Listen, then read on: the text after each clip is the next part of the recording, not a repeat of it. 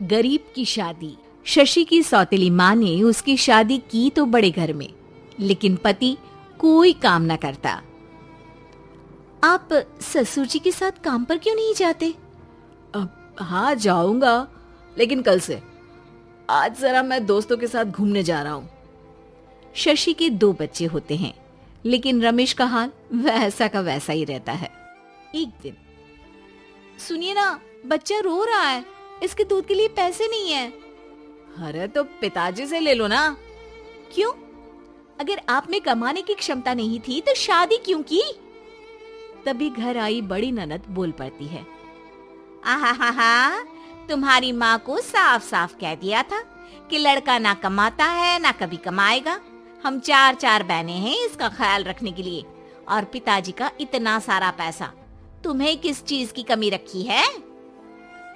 लेकिन थोड़े ही सालों में तकदीर बदल जाती है। शशि का ससुराल गरीब हो जाता है। सब बिकने के बाद शशि अपने पति, बच्चे और सास के साथ किराए के मकान में आ जाती है। मैं कोई नौकरी करना चाहती हूँ दीदी। अरे इतने बड़े घर की बहू थी शशि, तुम नौकरी करोगी? नहीं नहीं नहीं नहीं। नहीं करूंगी तो घर कैसे चलेगा? बच्चों को भी तो पालना है ना। तभी शशि का भाई आ जाता है। शशि, ये ले राशन का सामान, किसी भी तरह की कोई भी जरूरत हो तो बताना। भाई, अब मैं नौकरी करूंगी। देख बहन, वैसे तो मैं तेरे साथ हूं, लेकिन हाँ, मैं ये भी चाहता हूं कि तू अपने पैरों पर खड़ी हो जा। शशि को एक प्ले स्कूल में छोटे बच्चों को संभालने की नौकरी मिल जाती है। एक दिन, शशि, मेरे स्कूल को अब तुम संभाल लो, मैं कुछ दिनों के लिए अपने बेटे के पास जा रही हूं। लेकिन प्ले स्कूल अकेले मैंने कभी नहीं संभाला है। अब ये सब मैं नहीं जानती। इतने महीनों में तूने जो देखा, बस पूरे आत्मविश्वास के साथ उसे करना।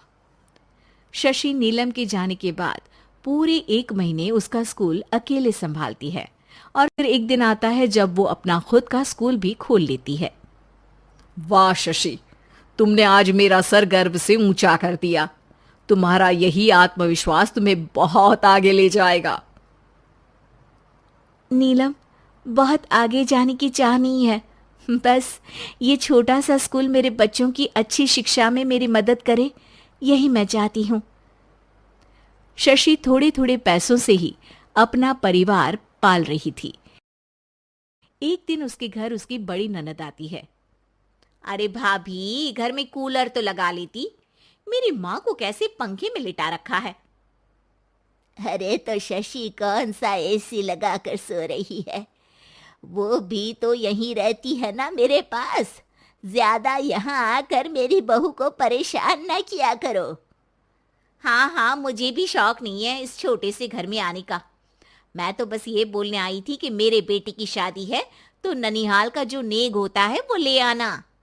हाँ, जितना बनेगा कर देंगे, और ना हुआ ना तो वो भी नहीं करेंगे। तभी शशि बोल पड़ती है। अरे नहीं नहीं माँ जी, रीटा घर की बेटी है, उसके ससुराल वाले उससे शादी पर पूछेंगे कि मायके से क्या मिला। रीटा, तुम मुझे सामान की लिस्ट भेज देना, मैं पूरी कोशिश करूंगी कि तुम्हारी हर डिमांड को पूरा करे। अच्छा, मैं खाना लगाती हूँ। शशि ये बोलकर किचन में चली जाती है। धीरे धीरे कर शशि किसी न किसी तरह अपनी सारी ननदों की डिमांड भी पूरी करती, बच्चों की ख्वाहिशें भी, और उनकी पढ़ाई के लिए पैसे जोड़ती। एक दिन जब शशि का बेटा 12वीं पास करके आता है। माँ, अब तुझे काम करने की जरूरत नहीं है, मैं अब कोई ना कोई नौकरी करके पढ़ाई भी साथ कर लिया करूंगा। शशि को लगता है कि बेटा और आगे पढ़ाई करे, लेकिन वक्त की मार के कारण वो बेटे को काम के लिए हाँ कर देती है। अब बेटा एक बैंक में चपरासी बन जाता है। लड़का देखने में तो बड़ा अच्छा है, अंग्रेजी भी पटर पटर बोलता है, फिर चपरासी क्यों? लड़का सारी बात मैनेजर को बता देता है। अच्छा, तो मैं तुझे एक मौका देता हूँ, तू यहाँ रहकर दूसरे डिपार्टमेंट का भी काम सीख। अगर तू किसी एक का भी काम अच्छे से सीख गया तो मैं तुझे यहाँ टेबल चेयर में बैठने वाली नौकरी दे दूंगा। लेकिन एक दिन शशि की ननद उसे फोन करती है। अरे भाभी, देखो मायका तो मेरा तुम लोगों से ही है। मैंने आपके बेटे और मेरे भतीजे प्रदीप के लिए यहाँ एक नौकरी देखी है, पूरे 5,000 मिलेंगे। वैसे करता ही क्या है, चपरासी ही तो है ना। कोई बात नहीं रीटा, मैं उसे इस शहर के बाहर नहीं भेजना चाहती हूँ।